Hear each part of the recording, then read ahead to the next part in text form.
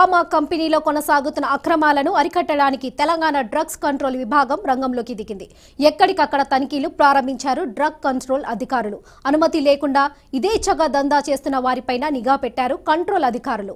వాస్తవానికి దేశీయ ఫార్మసీ రంగంలో తెలంగాణలో తయారవుతున్న ఫార్మా ఉత్పత్తులు ప్రముఖ పాత్ర పోషిస్తున్నాయి. అయితే కొందరు అనైతిక విధానాలను అనుసరించడం వలన ఫార్మా బ్రాండ్ దెబ్బతినే నేపథ్యంలో డీసీఏ అధికారులు సునిశ్చిత తనిఖీలు శ్రీకారం చుట్టారు.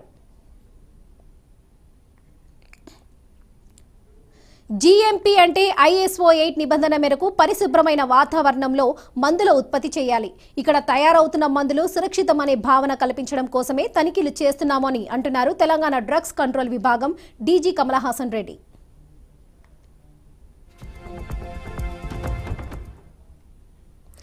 డ్రగ్స్ కి సంబంధించి మరింత సమాచారం మా ప్రతినిధి క్రైమ్ బ్యూరో చీఫ్ సత్యనారాయణ అందిస్తారు. చెప్పండి సత్యనారాయణ, తెలంగాణ డ్రగ్స్ కంట్రోల్ విభాగం డీజీ కమలహాసన్ రెడ్డి ఇటీవలే స్పష్టం చేశారు. దీనికి సంబంధించిన డీటెయిల్స్ ఏంటి?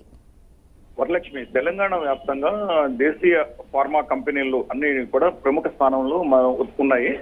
ఉత్పత్తులు చాలా నాణ్యమైన ఉత్పత్తులు ఇప్పుడు దాకా ఇస్తూ వెళ్తాం వలన మన ఫార్మా రంగంలో ముందడుగు ఎప్పటికప్పుడు వేయటం జరుగుతుంది. అయితే కొన్ని కంపెనీలు అనైతిక విధానాలను అనుసరించడం మూలాన ఫార్మా బ్రాండ్ దెబ్బతినే అవకాశాలు ఉన్నాయని చెప్పేసి ప్రభుత్వం గ్రహించిన నేపథ్యంలో డ్రగ్ కంట్రోల్ విభాగం అధికారులు తెలంగాణ వ్యాప్తంగా సోదాలు నిర్వహిస్తున్నారు. ఈ సోదాలు నిర్వహించడంలో GMP ప్రాక్టీస్ అంటే గుడ్ మ్యానుఫ్యాక్చరింగ్ ప్రాక్టీస్ చేయని కంపెనీలు ఏమేమి ఉన్నాయో గుర్తించి వాటి మీద చర్యలకి ఇప్పుడు సిద్ధమవడం జరిగింది. బొంతపల్లి ఏరియాలో ఎక్కువగా ఫార్మా కంపెనీలు ఎక్కువగా ఉన్నాయి. అక్కడ ఫార్మా ఉత్పత్తులు ఎక్కువ వస్తుంటాయి.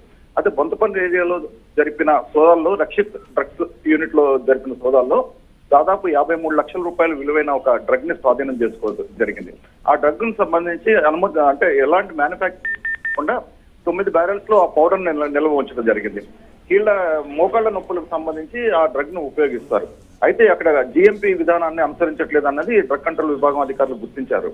GMPలో ఏంటంటే గుడ్ మ్యానుఫ్యాక్చరింగ్ ప్రాక్టీస్ లో ఎక్కడ కూడా డ్రగ్స్ తయారు చేసే వాతావరణం పరిశుభ్రంగా ఉండాలి. ప్యాకేజింగ్ సంబంధించి కానీ ఎక్కడ కూడా చాలా నీట్ అండ్ క్లీన్ ఎన్విరాన్మెంట్ ఉండాలి. ISO 8 నిబంధనల ప్రకారం దాన్ని కొనసాగించాల్సిన అవసరం ఉంటుంది. మ్యానుఫ్యాక్చరింగ్ కంపెనీలు నిబంధనల ఉల్లంఘన పాల్పడే డ్రగ్ కంపెనీల మీద, ఫార్మా కంపెనీల మీద చట్టపరమైన చర్యలు తీసుకుంటామంటున్నారు డీజీ తెలంగాణ డ్రగ్ కంట్రోల్ విభాగం డీజీ కమలాసన్ రెడ్డి. సో ఇక పూర్తిగా తనిఖీలు కొనసాగుతుంటే ఎప్పటికప్పుడు నిఘా కొనసాగుతుంటుందని చెప్పి ఆయన స్పష్టం చేయడం జరిగింది. వరలక్ష్మి.